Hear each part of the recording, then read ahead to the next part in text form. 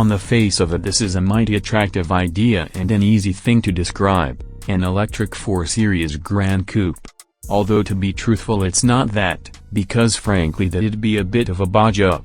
It has a different floor, suspension and even seats, all to fit around the electric bits. And it wears a new dash that's on trend with the enormous screen experience beloved by fashion-forward EV buyers. By which of course we mean the Tesla Model 3 and Polestar 2. Yup, the i4 has in its sights those low-slung, fast but not ridiculously unaffordable electric cars. Prices for the rear-drive i4 eDrive 50 start at £52,000, for 0 to 62 miles per hour under 6 seconds and 365 miles of electric range. Step up to the twin-motor i4 and it does 0 to 62 in 3.9 seconds.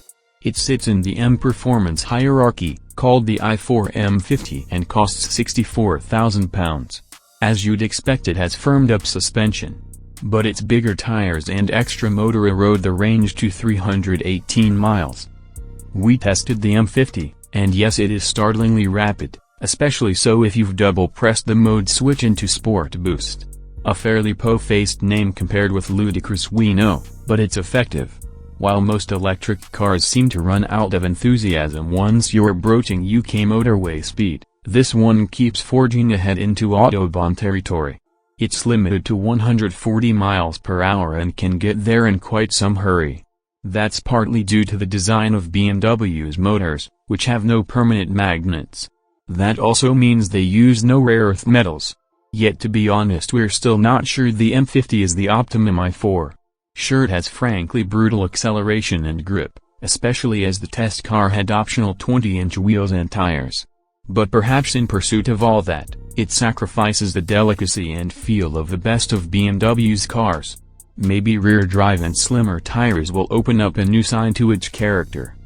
The i-Division's airy, new materials openness, as seen in the i3 and 9, doesn't show up here. The i4's cabin is pretty much what we expect from a BMW sports saloon. Well, 5-door hatch actually.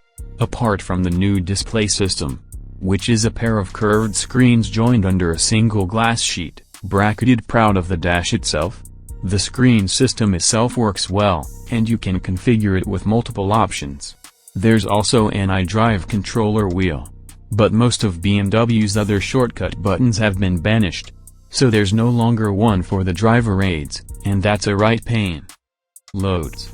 We've seen battery versions of the regular cars, Mini, X3, and now this, which looks like a 4 Series. There are EV versions of the 3, 5, 7 and X5 in the works. But there are also the specialist all-in EVs, the i3 and 9. From 2025 there will be a new batch of EVs called the Neue Class, with long range thanks to their batteries being built into the structure, and heavy reliance on recycled metal structure. More than just an electric 4 Series GC, this is a proper BMW. We like the Tesla Model 3 and Polestar 2, but there's still a vacancy for a really sweet driving alternative. In the tested spec, the i4 is a better steer than they are, but not by as much as we hoped.